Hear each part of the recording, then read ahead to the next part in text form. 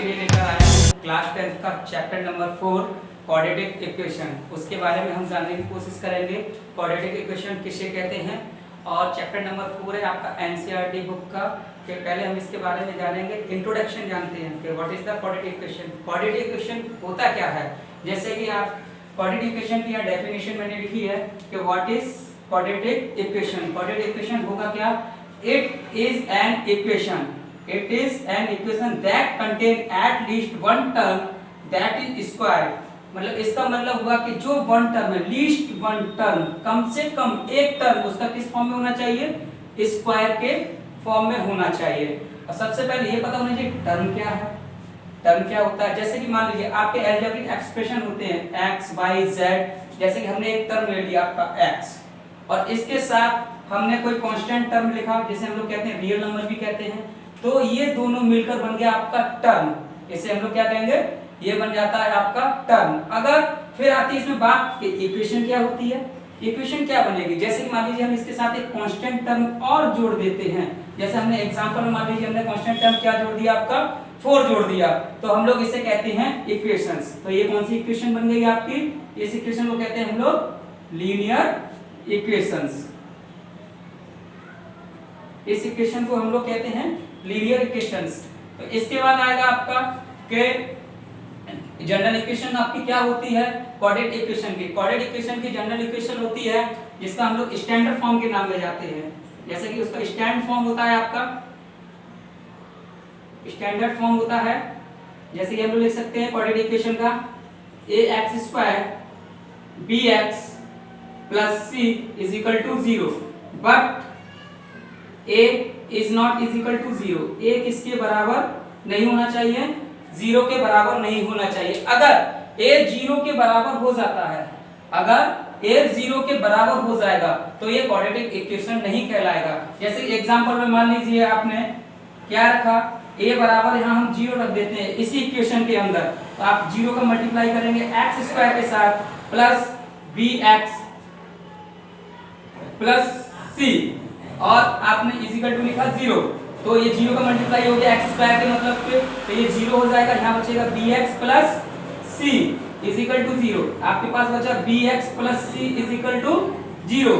तो ये आपका क्या बन गया, अभी मैंने बताया था जिसमें दो टर्म होंगे वो क्या कहलाता है, आपका लीनियर इक्वेशंस कहलाएगा, जो कि आपके ये स्क्वायर के फॉर्म में नहीं है। अगर कोई टर्म आपका स्क्वायर के फॉर्म में होता है, अगर कोई टर्म स्क्वायर के फॉर्म में होगा तो वो क्या कहलाएगा, आपका क्वाड्रेटिक इक्वेशन कहलाता है। ये क्वाड्रेटिक इक्वेशन का जनरल फॉर्म है। और क्वाड्रेटिक इक्वेशन में एक नॉर्मल बात और होती है, जैसे कि इसकी जो पावर होती है वो डिक्रीजिंग ऑर्डर में होनी चाहिए। किस ऑर्डर में होनी चाहिए, हमारी डिक्रीजिंग ऑर्डर में होना चाहिए। जैसे कि इसकी पावर देखिए, यहाँ पर पहले क्या दिया हुआ है x², बाद में हमारा क्या है इसकी पावर 1, फिर क्या है आपकी पावर यहाँ पर कांस्टेंट टर्म आ जाता है, तो वहां पर पावर कोई है ही नहीं। यानी कि किसी की पावर 0 हो जाती तो 1 बन जाती, उसका मल्टीप्लाई अगर कांस्टेंट टर्म से करेंगे तो वो कांस्टेंट टर्म कहलाता है।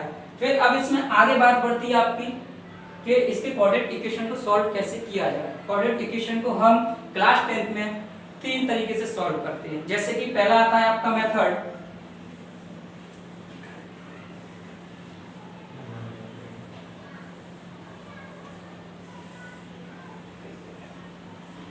जैसे कि पहला आपका आएगा पहला term, how to solve quadratic equations.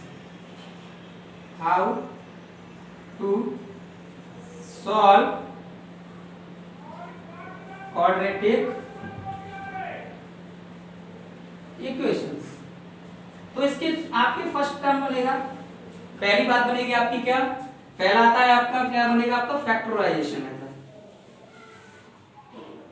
Factorise. Second आएगा आपका completing the square method. Third आएगा आपका क्वाड्रेटिक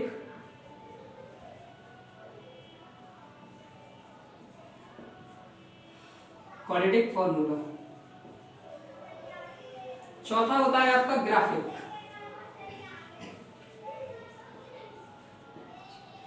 चौथा होता है हमारा ग्राफिक, जो कि हमें इस मेथड को पढ़ना नहीं पड़ता क्लास 10 में। ये जाकर हम हायर क्लास में पढ़ेंगे और आपको क्लास 10 में 3 ही मेथड पढ़ने पड़ते हैं। पहला पढ़ना पड़ता है फैक्टराइज मेथड, दूसरा आता है आपका कंप्लीटिंग स्क्वायर मेथड, तीसरा आता है बाय क्वाड्रेटिक इक्वेशन फॉर्मूला के द्वारा। तो हम ये जानने की कोशिश करेंगे फैक्टराइजेशन मेथड क्या होता है, फिर आप जानने की कोशिश करेंगे कंप्लीटिंग स्क्वायर मेथड क्या होता है, फिर हम जानने की कोशिश करेंगे आपका बाय क्वाड्रेटिक फॉर्मूला क्या कहलाएगा। क्वाड्रेटिक फॉर्मूला के बाद ये क्या कहलाएगा, ग्राफिंग। ग्राफिंग तो हमें पढ़ना ही नहीं है, ग्राफिंग हम पढ़ते हैं हायर क्लास में। किसमें पढ़ेंगे हम लोग, हायर क्लास में पढ़ते हैं ग्राफिंग मेथड। हायर क्लास में पढ़ेंगे हम लोग ग्राफिंग मेथड, और सबसे पहला पढ़ाया था आपको फैक्टराइजेशन मेथड। तो हम इसके बारे में जानने की कोशिश करेंगे कि फैक्टराइजेशन मेथड क्या है आपका। जैसे कि मान लीजिए पहला आता है आपको फैक्टराइजेशन मेथड, पहला आएगा आपका फैक्टराइज से।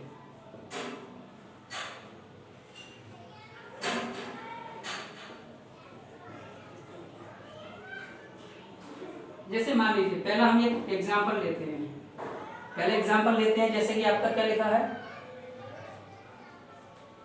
X square plus 5x plus 6 is equal to 0। Factorisation method को हम दूसरे नाम से भी जानते हैं, उसका दूसरा नाम है फैक्टराइजेशन मेथड को हम लोग दूसरे नाम से भी जानते हैं, जिसे हम लोग बोलते हैं मिडिल टर्म, यानी स्प्लिटिंग टर्म। यानी कि हम लोग इस मिडिल टर्म को ब्रेक करते हैं। क्या करते हैं, हम इसको ब्रेक करते हैं। यानी कि आप जब फैक्टराइज करते हैं, फैक्टराइजेशन का मतलब होता है कि हिंदी में बोलते हैं इसको गुणनखंड। क्या बोलते हैं हम लोग, गुणनखंड। मतलब जो लास्ट वाला पार्ट है इसका हम लोग क्या करेंगे, फैक्टराइज करेंगे। मतलब कि जो इसके साथ जो टर्म लिखा होता है इसका मल्टीप्लाई हम इसमें कर लेते हैं। जो भी टर्म यहाँ लिखा हुआ है उसका मल्टीप्लाई हम लास्ट वाले टर्म में करते हैं, लास्ट वाले टर्म में इसका मल्टीप्लाई करेंगे।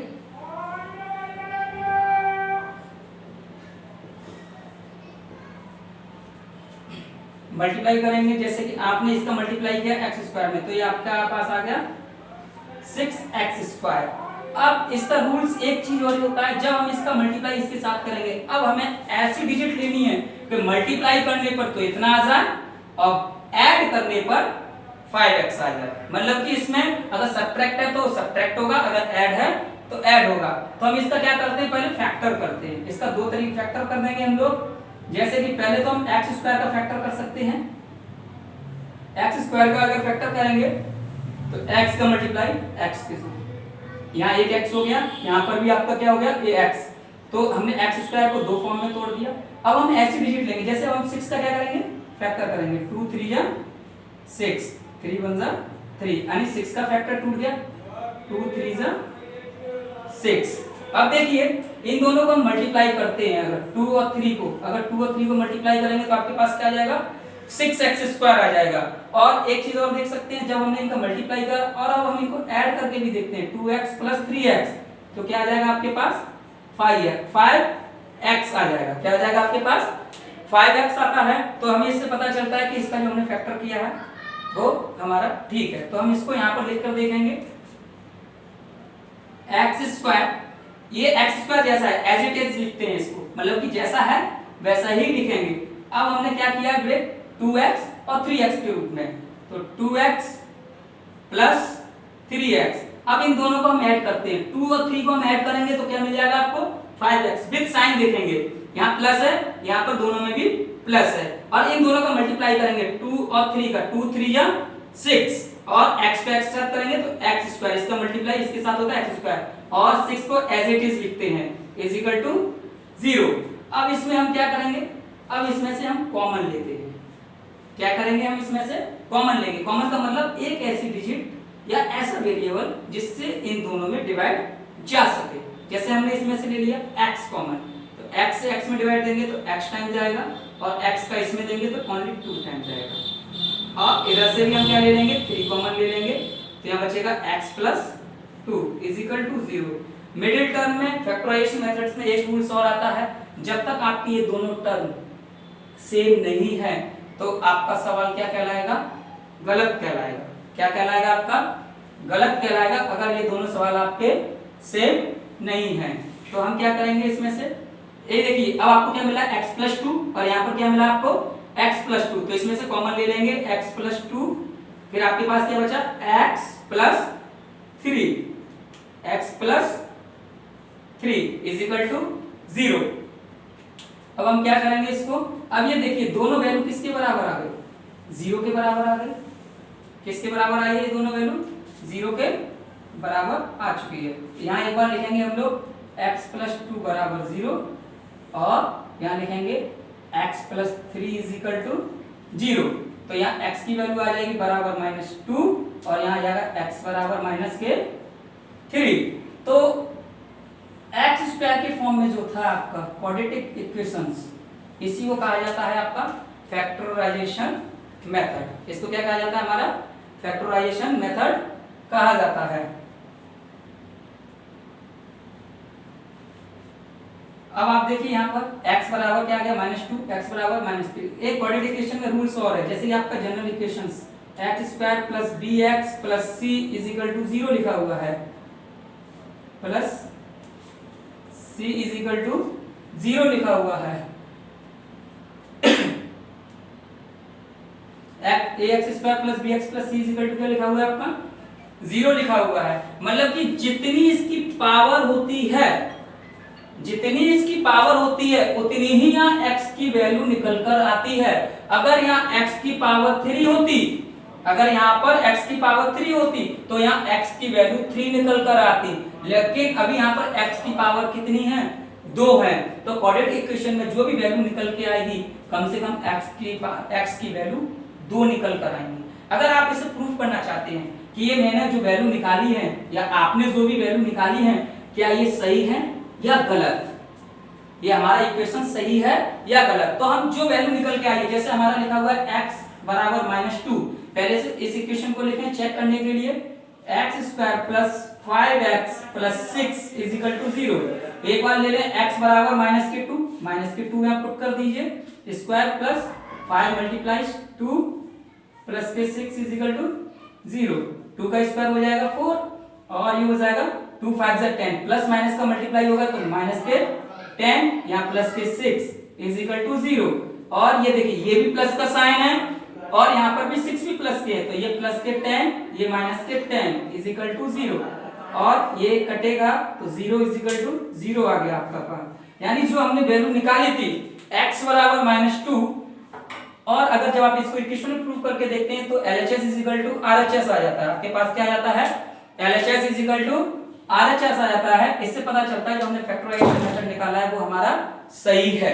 क्या है, x की वैल्यू जो निकल कर आई है वो एकदम सही है। अगर अभी हम यहाँ पर x बराबर -3 रख के देखेंगे तो वो भी आपको निकल कर आएगा LHS = RHS। तो इससे प्रूफ होता है कि हमारा ये क्या है, LHS =